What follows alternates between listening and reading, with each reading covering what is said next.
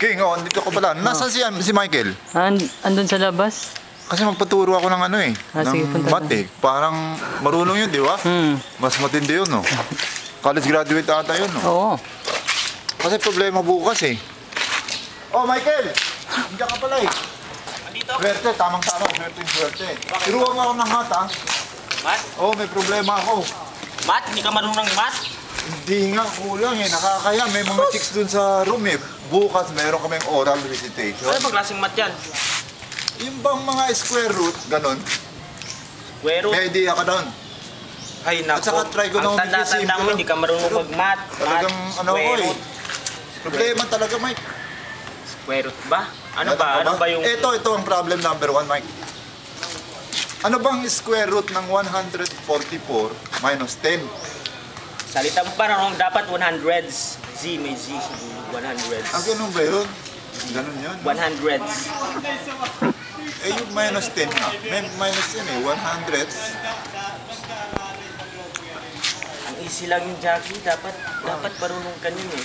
Oo nga eh, kaya nga nagpatulong ako sa iyo eh. Dapat yung 100 lagay ka ng square. Oh, Lagyan mo yung square. Square. Alam mo? square.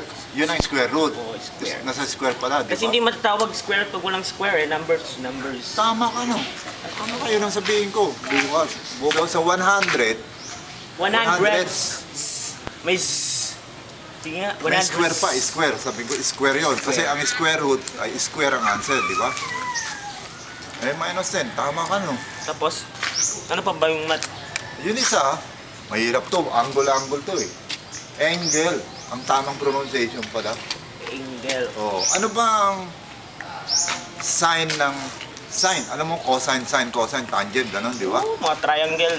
Sine ng 30 degrees. Ganun lang kasimple. Sus, tumayo ka lang, ma'am. Ganito. Then, 30 degrees. Igaganon ko. 30 degrees yan. Tama ka no, meron pang demonstration no. Siyempre, galing 30 degrees kasi 1, 2, 3 degrees. Pare, talagang Dapat- mamaya iinom tayo. Soft drinks na lang, hindi ka umiinom ata eh. Death metal ka eh. Hindi ako minum ng mga soft drinks. Ah, ganun ba yun? Sun Tama. rocks. Pero sabihin ko, ganun. 30 degrees. Hindi, ganyan. Degrees. Kasi dito yung degree, ito yung 3. Hindi papasa na ako kung ganun, di ba? Oo, sabihin mo yung talaga, teacher Mike. mo. Ang galing mo. Talagang magaling. Ano mga cosine alam mo na hindi mo alam pala? Yung mga tangent, 45 degrees, ganun. Katansan. Tanggal triangle. Hindi, tangent, wala naman tansan sa mathematics. Tangent Meron lang. eh. Tansan, hindi mo alam anong tansan? Tanzine, meron. Tansan meron, hindi mo alam. Ganitong tansan eh. Ano lang tansan? Ito ang tansan. Ito. Ito ang tinatawag na tansan sign. Yan, tansan yan. Ibig sabihin, bilog, gano'n, di ba? Ang sign. Eh, di pa ganun na, iikot tayo. Hindi. Anong Tansan, ibig sabihin. Ano pa yung hindi mo alam na cosine? Wala Para na yun. pagdating mo sa eskwela Yun bukas. ba physics? Physics naman eh. Physics. Anong meaning ng speed? Speed? Oh. Speed, hindi mo alam? Alam ko, speed yung tumatakbo na Sabon ang sasakyan. speed bar. Sabon, speed.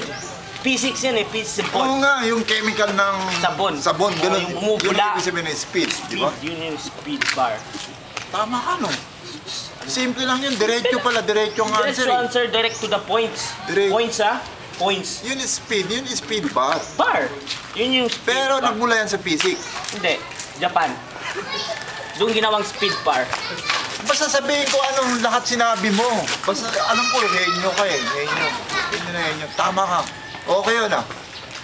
Yun lang sasabihin ko bukas. Ha? Okay na, Mike? Sige na, may patampak. Mandi!